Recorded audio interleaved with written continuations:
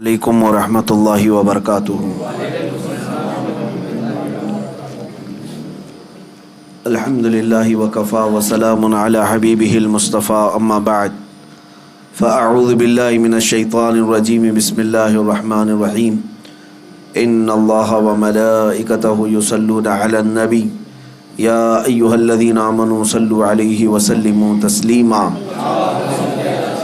اللهم صل على سيدنا مولانا محمد معدن الجود والكرم وآله وأصحابه الكرام وابنه الكريم وبارك وسلم صلاة دائمة سرمدا أبدا۔ بسم الله الرحمن الرحيم۔ يا أيها الذين آمنوا اتقوا الله وكونوا مع الصادقين۔ صدق الله مولانا العظيم۔ اے ایمان والو، اللہ سے ڈرو اور اس کے سچے بندوں کے ساتھ ہو جاؤ۔ صحبت طالع ترا طالع کنت، صحبت صالح ترا صالح کنت۔ فارسی میں کہا گیا ہے، اچھے کی صحبت تجھے اچھا بنا دیتی ہے اور برے کی صحبت تجھے برا بنا دیتی ہے۔ صحبت کا بہت بڑا اثر ہے۔ نبی کریم صلی اللہ تعالیٰ علیہ وسلم ارشاد فرماتے ہیں کہ اچھوں کے ساتھ بیٹھنے والے اور بروں کے ساتھ بیٹھنے والے کی مثال ایسی ہی ہے جیسے کوئی عطر کی دکان میں جا کر آیا، عطر نہیں لگایا لیکن دکان میں جا کر کے آیا ہے تو اس کے کپڑے خوشبو سے مہکنے لگ جاتے ہیں۔ عطر نہ بھی لگائے، یہ اچھی صحبت کی علامت ہے۔ اچھوں کے ساتھ بیٹھے گا، اگرچہ وہاں کوئی حصہ بھی نہ لیا لیکن اس صحبت کی خوشبو اس کے جسم میں آنے لگ جائے گی۔ اور بروں کی صحبت میں بیٹھنے کا اثر یہ ہوتا ہے جیسے کوئلے کی کان میں جا کے آیا یا کوئلے کی دکان میں جا کر آیا، کام کچھ بھی نہیں کیا لیکن کالک لگ گئی، کپڑے میلے ہو ہی جاتے ہیں۔ کام کچھ بھی نہ کرو لیکن کوئلے کی کالک لگ ہی جاتی ہے۔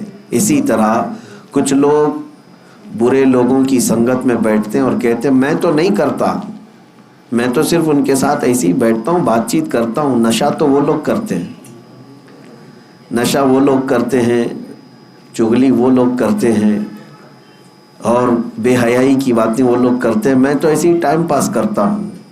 تم کوئلے کی کان میں جا کر کے آ رہے ہو، تمہاری صحبت پر اثر ضرور پڑے گا۔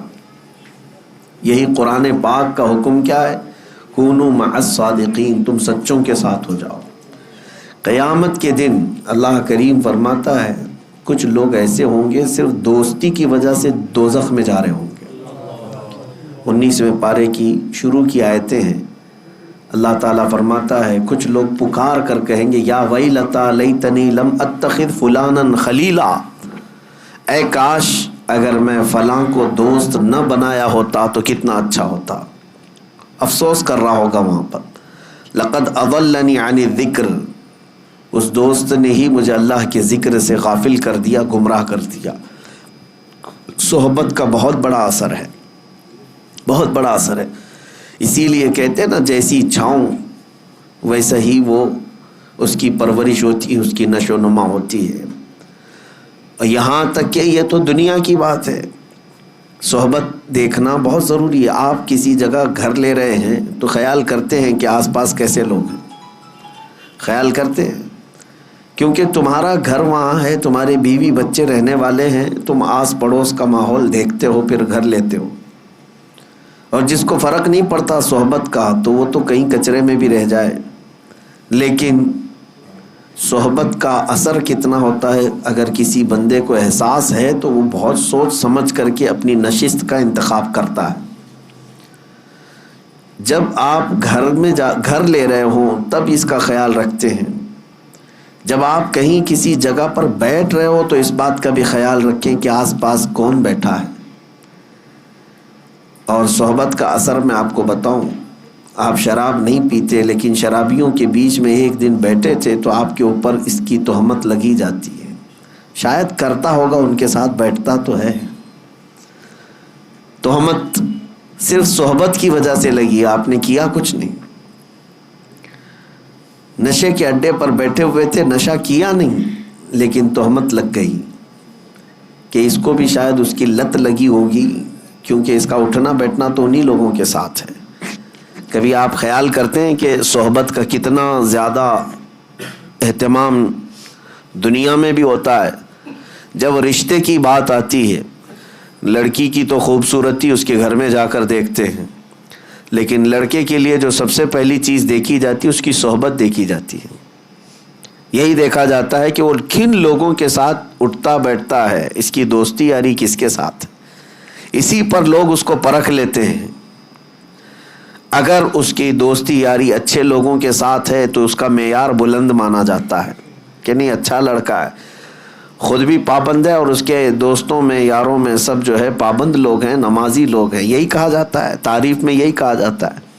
اور خود اچھا ہے لیکن اگر غلط سنگت میں رہتا ہو تو اس کے اوپر ایک دھبا لگ جاتا ہے، اور یہی اس کے رشتے کو توڑنے کا سبب بن جاتا ہے۔ سب یہ کہتے ہیں نہیں اس کی تو سنگت بہت بری ہے، برے لوگوں کے ساتھ رہتا ہے۔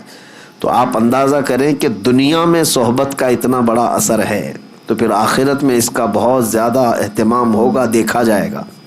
حتیٰ کہ مرنے کے بعد نبی پاک صلی اللہ تعالیٰ علیہ وسلم نے یہ بھی ارشاد فرمایا، اپنی میتوں کو جب قبرستان میں دفن کرو تو اچھوں کے بغل میں دفن کرو، یا اپنے لیے تم دفن کی جگہ منتخب کرتے ہو۔ ویسے تو کسی کو خبر نہیں ہے کہ کون کہاں مرنے والا ہے، لیکن اگر اتفاق ایسا آیا یا وصیت کر رہے ہو تو ایسی جگہ دفن ہونے کی نصیحت کرو جہاں اللہ والے آرام کر رہے ہو۔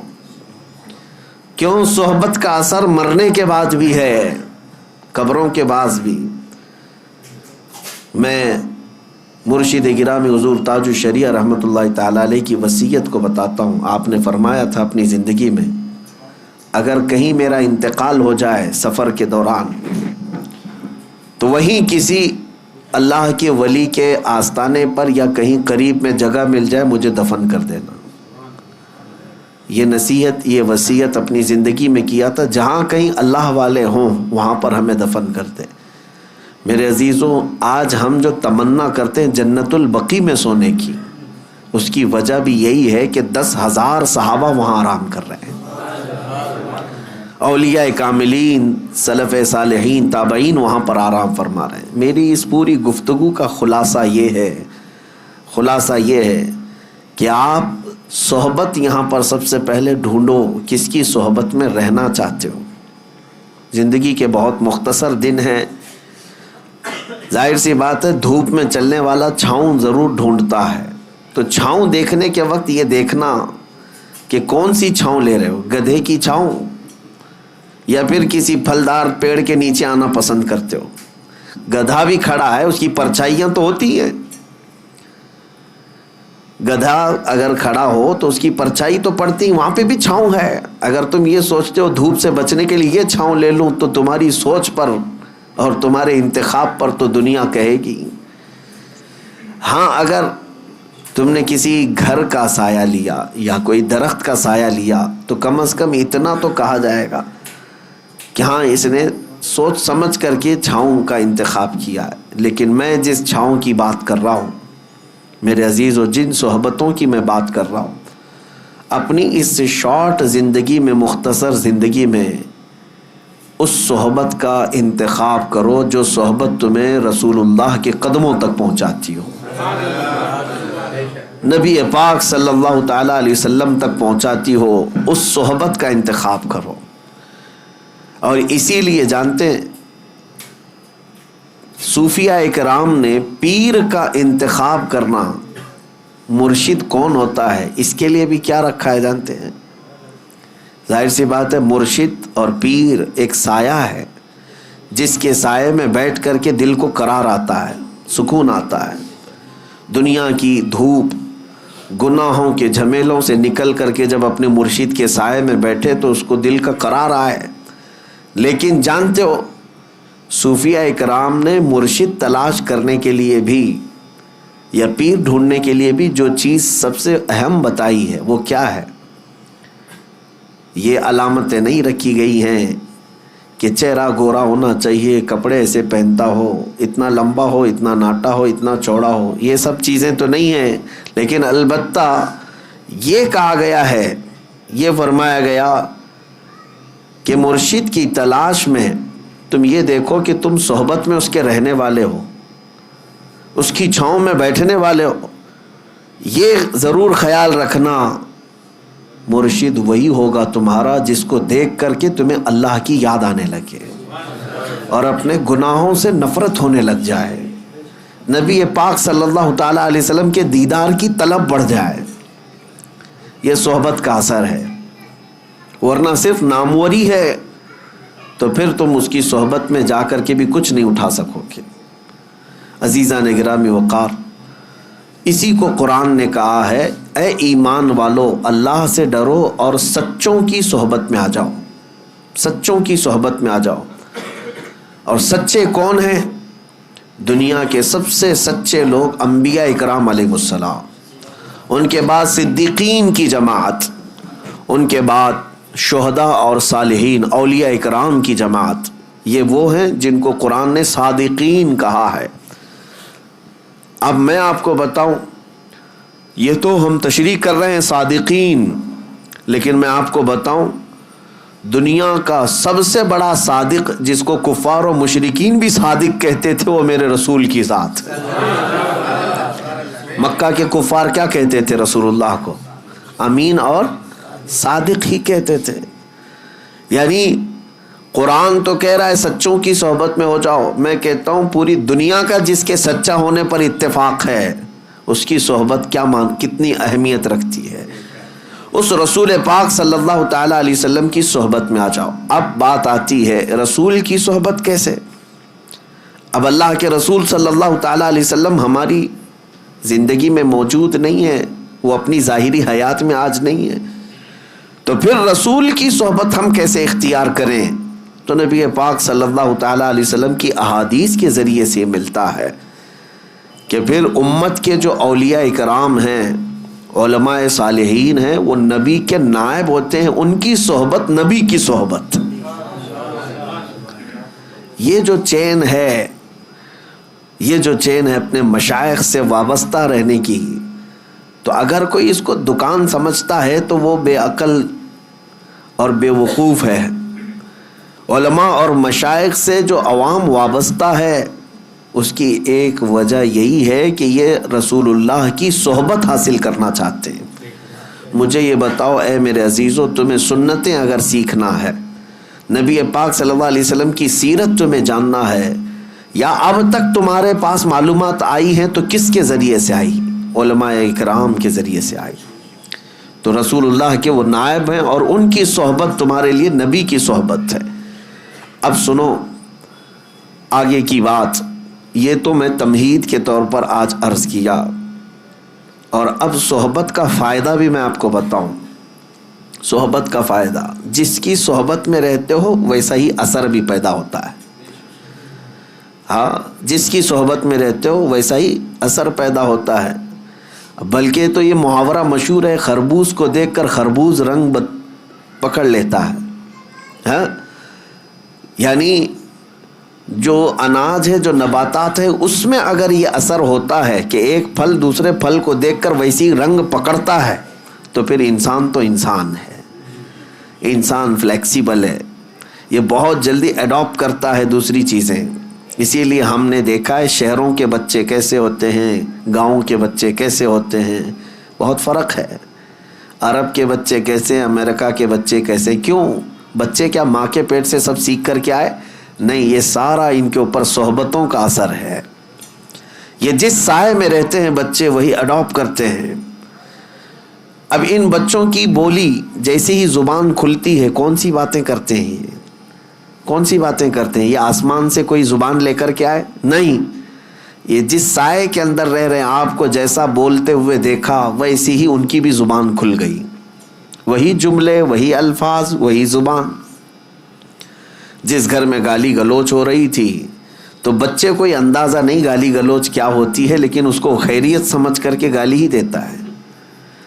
کسی کو وش کرنے کے لیے بھی وہ گالی ہی دیتا ہے، کیونکہ اس نے ماحول ویسا حاصل کیا ہے. اور جن بچوں کے گھر دینی ماحول میں ڈھلے ہوئے ہیں ان بچوں کی زبان پر بھی اثر نظر آتا ہے. یہ تو ظاہری اثر ہوا، باطنی اثر بھی بہت بہت زیادہ ہوا کرتا ہے. جو جس کی صحبت میں رہتا ہے ویسا ہی رنگ پکڑتا ہے، ویسی رنگ پکڑتا ہے. میں آپ کو بتاؤں، سیدی اعلیٰ حضرت امام اہل سنت فاضل بریلوی رضی اللہ تعالیٰ عنہ جب مارحہ مطہرہ تشریف لے گئے تھے، اس وقت وہ جوان تھے، 20-22 سال کی عمر ہوگی، اور ان کے پیر و مرشد کی عمر 80 کے اوپر تھی، غالباً عمر زیادہ ہو چکی تھی. بیعت ہونے کے لیے گئے تھے اعلیٰ حضرت، اور مارحہ کے اس بزرگ کے پاس جن کو خاتم الاکابر سید آل رسول احمدی ماراروی رحمۃ اللہ علیہ کہا جاتا ہے. اولیاء اکرام میں ایک سند ہے ان کی، حضرت سید آل رسول ماراروی کی. جب مارحہ مطہرہ اعلیٰ حضرت گئے، وہاں پر تو حال یہ تھا کہ سید آل رسول ماراروی رحمۃ اللہ علیہ مرید تو کرتے تھے، لیکن خلافت کا معاملہ بہت الگ تھا. ہر کسی کو خلافت کا پٹا نہیں ڈال دیا جاتا تھا. کسی کو 10 سال 12 سال مجاہدے کرواتے وہاں خانقاہ میں رکھ کر پھر خلافت دیتے تھے.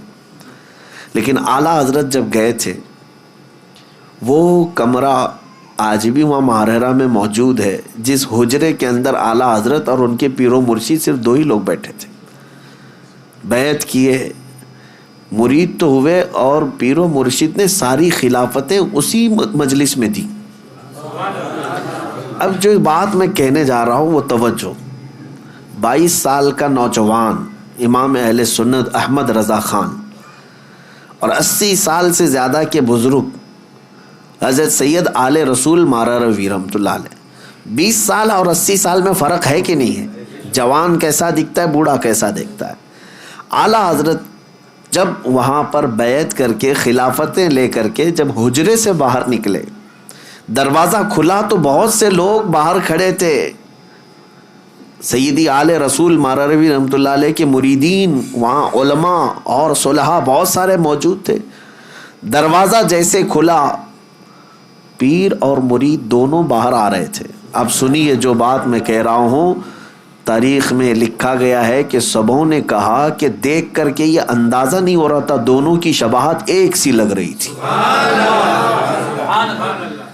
دونوں کی شباہت ایک جیسی لگ رہی تھی. یہ چند لمحوں کی صحبت مرشد کی 22 سال کے جوان کو خاتم الاکابر کی شباہت عطا کرتی ہے.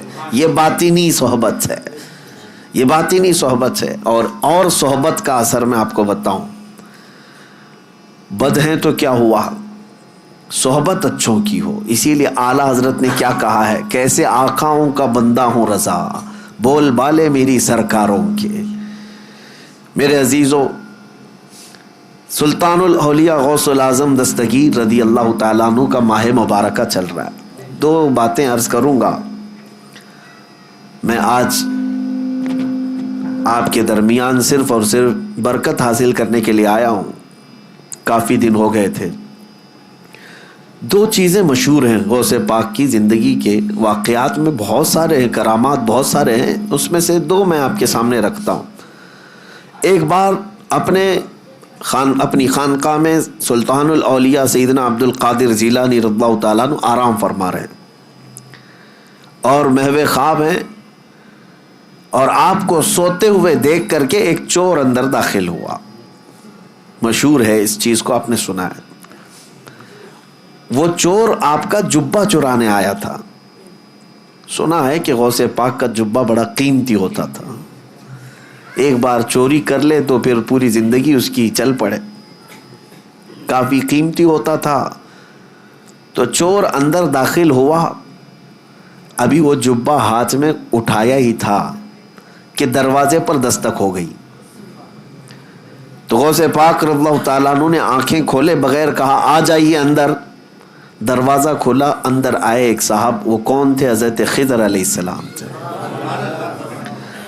حضرت خضر علیہ السلام آئے اور کہا سیدی، کس سے؟ حضرت شیخ عبد القادر جیلانی رضی اللہ تعالیٰ عنہ سے. کہا بصرہ کے یا کسی شہر کے قطب کا انتقال ہو گیا، وہاں پر قطب اب کون ہوگا؟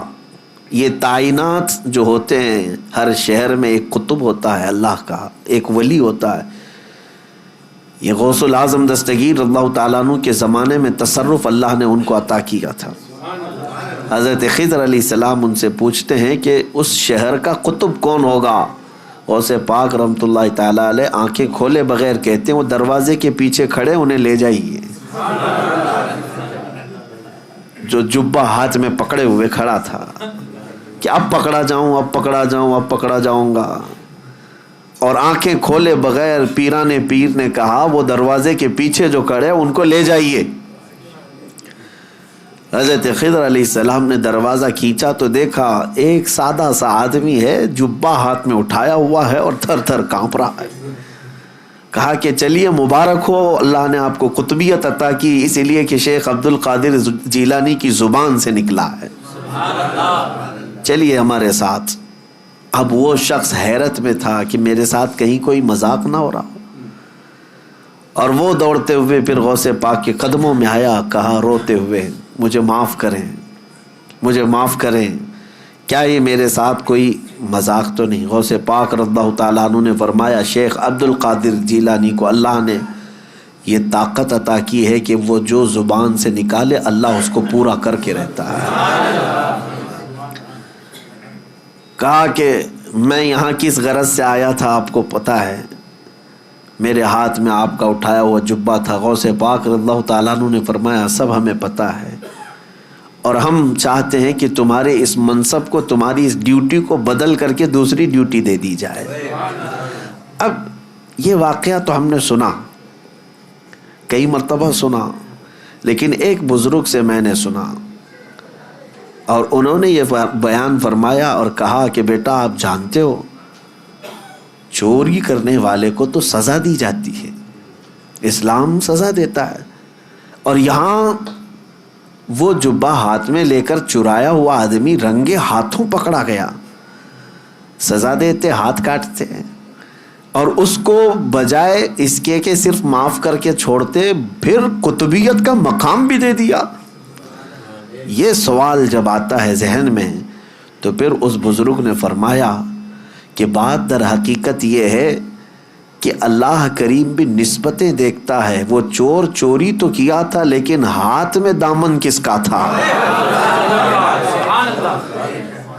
ہاتھ میں کیا تھا؟ غوث پاک کا جبہ تھا. جبہ جو پکڑا تھا یہ نسبت نے اس کو، اس صحبت نے اس کو مقام قطبیت تک پہنچا دیا. اب میں آپ سے کہتا ہوں کہ غوث پاک کا جبہ پکڑے تو قطبیت کے مقام پر پہنچے، اور جو رسول اللہ کے قدموں پر جان دے اسے رب ذوالجلال غوثیت کے مقام پر پہنچاتا ہے.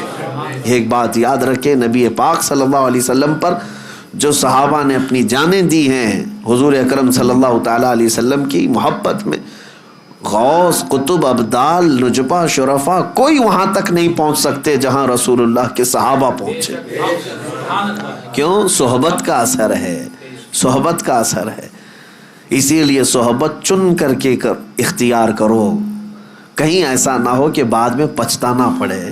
ہم نے تو پولیس کو بھی دیکھا ہے خواہ کچھ لوگوں کو اٹھاتے ہیں اور لے جاتے ہیں پکڑ کر کے. کیا قصور ہے بھائی اس کا؟ کہا فلاں نشیڑی کے ساتھ تو یہ بھی کانٹیکٹ میں تھا. کانٹیکٹ میں تو تھا ہی، ہم اس کو تلاشی لیں گے، کہیں اس کا بھی جرم نکل گیا تو وہی سزا اس کی بھی ہوگی. ابھی تو شک میں اٹھائے ہیں. میرے عزیزو حال تو اب یہ ہے کہ اگر غلط لوگوں کا فون بھی 2-3 بار ہمارے فون پہ آ گیا تو بھی آپ اندر جا سکتے ہیں. یہ صحبت کا اثر آپ دیکھو. دنیا میں جب آپ کو پکڑا سکتا ہے تو پھر آخرت میں کس قدر سخت ہوگا اندازہ کرو میرے عزیزو. اس لیے اپنی صحبت کو پاک رکھو، اپنی صحبت کو پاک رکھو.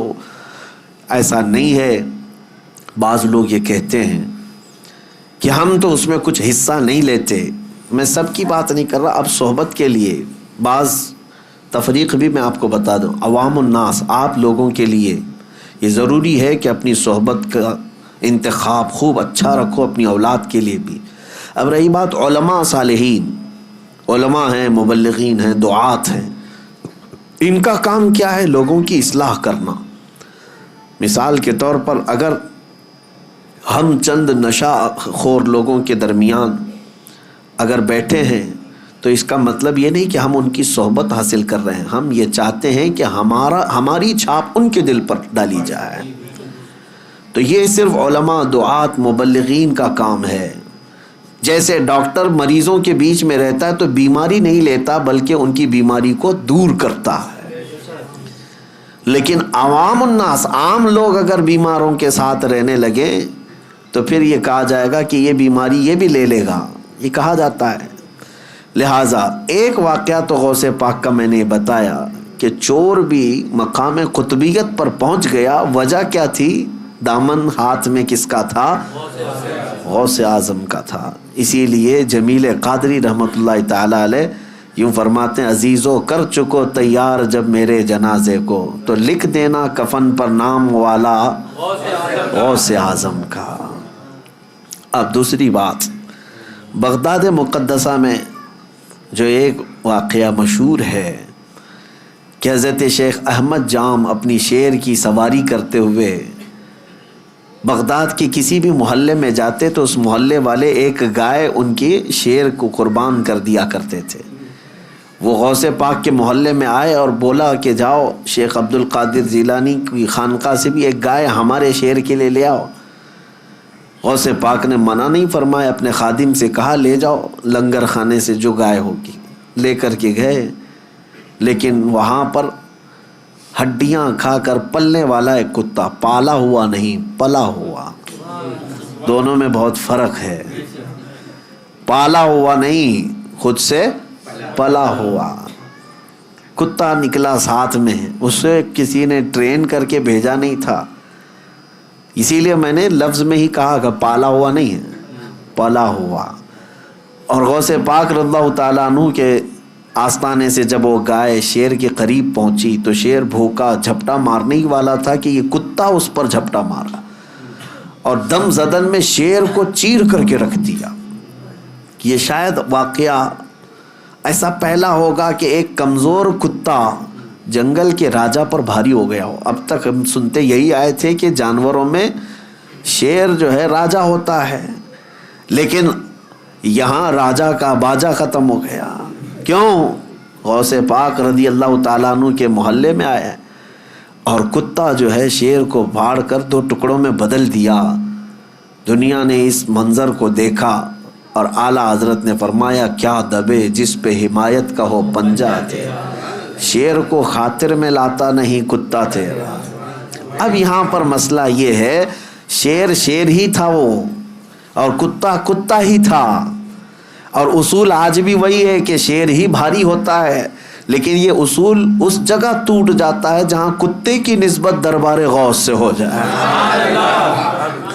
اب میں آپ کو یہ کہتا ہوں کہ کتا ہے، کتے پالنے کی ہمارے ہاں شریعت میں اس کا حکم نہیں ہے۔ بعض مقامات ایسے ہیں جیسے کھیتی باڑی یا حفاظت کے لیے ان کو شریعت نے مستثنا رکھا ہے۔ جس جانور کو ہم پالتے بھی نہیں، خود سے گھروں کے پاس بیٹھ کر پل جاتا ہو، اس کتے کا حال یہ ہے کہ دربار غوث کے سائے میں بیٹھا کرتا تھا، غوث پاک کے آستانے کے سائے میں بیٹھا کرتا تھا، اور طاقت کا حال یہ ہے کہ جنگل کے راجا کو بھی پھاڑ کے رکھ سکتا ہے۔ یہ صحبت کا اثر ہے، یہ صحبت کا اثر ہے۔ اب دوسری بات میری یہ توجہ سے سنو، دوسری بات یہ سنو کہ غوث پاک کے دسترخوان پر پڑے ہوئے ٹکڑے یا پھینکے ہوئے ٹکڑے کھا کر پالا ہوا نہیں بلکہ پلا ہوا کتا شیر پر بھاری ہو سکتا ہے۔ اب سوچو کہ غوث پاک نے جس کو پالا ہو، پلا ہوا نہیں بلکہ غوث پاک کے ہاں پالا ہوا، اور وہ بھی کتا نہیں، کوئی وقت کا عالم دین ہو تو پھر وہ اپنے زمانے کا مجدد اعظم بن جاتا ہے۔ اعلیٰ حضرت فاضل بریلوی رحمۃ اللہ علیہ پھر اس کو یوں کہتے ہیں، میں یہ مثال اس لیے دے رہا ہوں کہ اعلیٰ حضرت امام اہل سنت اپنے آپ کو کہتے ہیں کہ میں غوث اعظم کا وہاں پر دربار کا کتا ہوں، بلکہ وہ پلا ہوا نہیں پالا ہوا۔ اور جس کو غوث پاک کی نسبت حاصل ہو، عنایت حاصل ہو، پھر وہ کہتے ہیں اعلیٰ حضرت اپنی قسمت پر کہتے ہیں کہ میری قسمت کی قسم کھائیں سگانے بغداد، بغداد کے کتے میری قسمت کی قسم کھائیں گے. اعلیٰ حضرت فرماتے کیوں؟ ہند میں رہ کے بھی دیتا رہوں پہرا تیرا، ہند میں رہ کے بھی دیتا رہوں پہرا تیرا. اور اعلیٰ حضرت اسی نسبت اور اسی صحبت کے بارے میں کہتے ہیں، یا سیدی عبد القادر جیلانی غوث اعظم، تجھ سے در سے سگ، اور سگ سے ہے مجھ کو نسبت. غوث پاک سے ان کے دروازے کو نسبت ہے، ان کے دروازے سے کتے کو نسبت ہے، اور کتے سے اعلیٰ حضرت کہتے ہیں مجھے نسبت ہے. میری گردن میں بھی ہے دور کا ڈورا تیرا، اور جس کی گردن میں پٹا ہو تو اس کو میونسپلٹی والے اٹھاتے نہیں ہیں. کیوں؟ کسی کا پالا ہوا ہے. اس نشانی کے جو سگ ہیں نہیں مارے جاتے. اعلیٰ حضرت کہتے ہیں اس نشانی کے جو سگ ہیں نہیں مارے جاتے. حشر تک میرے گلے میں رہے پٹا تیرا. ہم بھی دعا یہی کرتے ہیں کہ سرکار غوث پاک کی نسبت آخری سانس تک ہمارے ساتھ برقرار رہے، قائم و دائم رہے. میرے عزیزو، خلاصہ کلام یہی ہے کہ صحبت دیکھو. قرآن کی آیت میں نے پڑھی، یا ایھا الذین آمنوا اتقوا اللہ وکونوا مع الصادقین. اے ایمان والو، اللہ سے ڈرو اور سچے بندوں کے ساتھ ہو جاؤ، سچوں کے ساتھ ہو جاؤ، ورنہ بروں کے ساتھ جب آفت آتی ہے تو تم بھی اس میں پس جاؤ گے. یہاں تک کہ فرمایا گیا کہ جس جگہ جوا کھیلا جاتا ہے، جگہ کا کیا قصور ہے؟ کھیلنے والوں کا قصور ہے نا، جس جگہ. لیکن فرمایا گیا کہ اس جگہ سے 40 دن کے لیے برکتیں ختم ہو جاتی ہیں. ایک بار اگر کسی نے کسی جگہ پر کھیلا ہو تو آپ اندازہ کریں جگہ کے اوپر کیوں اثر پڑا اس کا. اس لیے کہ برے وہاں پر کھڑے تھے، تو جگہ کے اوپر بھی اثر پڑ جاتا ہے. اسے اندازہ کریں آپ، جو چیز جہاں کھڑی ہوتی ہے، یا ہر چیز کا اثر ہے دنیا میں، ہر چیز کا اثر ہے. اس لیے اپنی صحبتوں کو پاک رکھو. خاص طور پر نوجوانوں سے میں گزارش کرتا ہوں. اور اگر تم نے آج سے اس بات کا خیال رکھنا شروع کیا کہ تمہاری سنگت، تمہاری صحبت کیسی ہونی چاہیے، تو پھر یہ چین جب بن جائے گی تو دیکھنا وہ جو راستہ بھٹک چکے ہیں انشاءاللہ وہ تمہیں دیکھ کر سیدھے راستے پر آ جائیں گے، وہ خود بھی آ جائیں گے. کیوں؟ لیکن ہوتا کیا ہے یہاں پر جو بگڑ گیا ہے، ہم یہ سوچتے ہیں کہ دوست ہے نا پرانا، تو اس کو اس کی غلطی کا کبھی احساس ہی نہیں ہوتا. تم اس کی دوستی میں ویسے ہی لگے رہتے ہو، سارے دوست تو ویسے ہی اچھے اس سے ملتے جلتے رہتے ہیں، اس کو کبھی احساس نہیں ہوتا. لیکن سارے دوستوں نے اگر اس کو چھوڑ دیا اچانک کہ تو شراب کیوں پی رہا ہے، تو نشہ کیوں کر رہا ہے، تو زنا پر کیوں گیا تھا، تو سود کا کاروبار کیوں کر رہا ہے، اگر دوستوں نے اسے چھوڑ دیا تو اسے اسی دن احساس ہونے لگ جائے گا کہ میں کچھ غلط کر رہا ہوں جس کی وجہ سے میرے ساتھیوں نے مجھے چھوڑ دیا ہے. تمہارا چھوڑنا اس لیے نہیں کہ اس کو تنہا کرنا ہے، بلکہ تمہارا چھوڑنا اس کی اصلاح کے لیے ہے. اور جس دن اسے احساس ہو جائے گا وہ بدل لے گا اپنے آپ کو، بدل لے گا اپنے آپ کو. میرے عزیزوں، میں آپ کو بتاؤں، میں کسی کا نام نہیں ذکر کرتا کہ کہیں، اس لیے کہ ہماری باتیں بہت ساری وائرل ہو جاتی ہیں، ادھر سے ادھر لوگ چپکا دیتے ہیں. پھر ایک صاحب وہ کچھ غلطیوں میں مصروف تھے، بڑی عمر ہو گئی، 40 سال کے اوپر کی عمر، لیکن مال بے حساب ہونے کی وجہ سے غلط سنگت یا غلط صحبت، اور بسا اوقات ایسا کہ کفر و شرک کے معاملات بھی زندگی میں آ گئے. غلط کام تو کر ہی رہا تھا. اتفاق ایسا تھا کہ بہت سارے لوگ اس کے ہاں آنا جانا ویسے ہی رکھتے، باقی اس کی بہت ساری اچھائیاں بھی تھیں. اچھائیوں میں یہ کہ مسجدوں کی تعاون میں وہ بڑھ چڑھ کر کے آگے رہتا، اور 11ویں شریف تو بڑی دھوم دھام سے بہت سارے لوگوں کو کھلاتا، پورے گاؤں والوں کو، سب کھاتے تھے. میں آپ کو بتا رہا ہوں یہ چند سالوں پہلے کی بات ہے. اب اس شخص کی ایک خواہش یہ تھی کہ بہت سارے لوگ آتے بھی جاتے ہیں میرے پاس، میں یہ اپنی تعریف کے لیے نہیں کہہ رہا، میں آپ کو ایک مثال دے رہا ہوں. میرے پاس ایک سال دعوت آئی اور کہا کہ مجھے آپ کو میرے ہاں آنا ہے، فلاں دن ہے. مجھے تو اس بات کا علم نہیں تھا کہ کیا کیا ہوتا ہے. میں نے قبول کر لیا۔ پھر وقت قریب آتے آتے مجھے بہت ساری چیزیں معلوم ہوئی، اور اتنی سخت چیزیں تھیں کہ جس کی اصلاح بہت ضروری ہے۔ کچھ معاملات ایسے ہوتے ہیں کہ جس کو نظر انداز کیا جا سکتا ہے، لیکن کچھ ایسے ہیں جس کو نظر انداز کرنا آسان نہیں، جہنم میں لے جانے والے اعمال ہیں۔ پھر جب میرے پاس یہ باتیں آئی تو پھر شاید 2-3 دن بچے ہوں گے، تب میں نے پیغام بھجوایا کہ اس بار آپ مجھے بلانے کے لیے ضد کر رہے ہو، میں ہرگز نہیں آؤں گا جب تک تم ان تمام چیزوں سے توبہ نہیں کرتے۔ اور اس کے علاوہ ایک بات یہ بھی یاد رکھ لو، میں خود بھی نہیں آؤں گا، کسی عالم کو آنے نہیں دوں گا، اور عام مسلمانوں میں اعلان بھی کروں گا کہ تمہاری ان حرکتوں سے دین کا بھی نقصان ہے، تمہارا خود کا بھی نقصان ہے۔ یہ سخت سٹینڈ لینا ہو سکتا ہے کسی کے لیے ایسا لگتا ہو کہ اتنا سخت ہو گئے فلاں چھوڑ کے بھاگ جائے گا، ایسا نہیں ہوتا میرے عزیزو۔ شاید یہ دوپہر سے شام کی بات ہوگی، شام تک وہ بندہ جب دیکھا یہ سارے معاملات، ساری تیاریوں کے ساتھ آ کر کے کھل کر سب کے سامنے اپنی توبہ اور برات کا اظہار کیا، اور الحمدللہ وہ اپنی توبہ پر آج بھی قائم ہے، تمام چیزیں نکل گئی۔ میں یہ بات اس لیے کہہ رہا ہوں کہ اگر مومنین مل کر کے کسی کی اصلاح کی کوشش کریں کہ ہم تیری صحبت میں نہیں بیٹھیں گے، اگر تو باز نہیں آیا تو پھر اس کے اصلاح کا سامان ہو سکتا ہے۔ ہوتا یہ ہے عام طور پر کہ لوگ چاہتے نہیں ہیں، لوگ اس کے ساتھ اٹھنا بیٹھنا ویسے ہی جاری رکھتے ہیں، اس کی برائیاں دیکھ دیکھ کر کے بھی۔ میرے عزیزو، یہ اس کے لیے بھی زہر ہلال ہے اور تمہارے لیے بھی۔ وہ خود کبھی اصلاح کی طرف نہیں آئے گا، اور اس کی برائیوں کی صحبت کی وجہ سے تمہارے اوپر بھی قیامت کے دن سخت پکڑ ہو سکتی ہے۔ ان 2 چیزوں کی طرف آپ توجہ دیں۔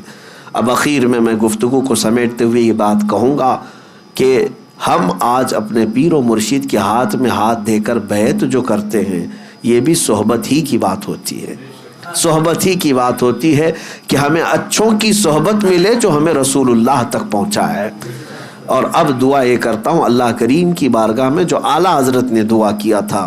اعلیٰ حضرت نے کیا دعا کیا تھا؟ قادری کر، قادری رکھ، قادریوں میں اٹھا۔ یہ دعا بھی صحبت ہی بتاتی ہے، صحبت ہی بتاتی ہے۔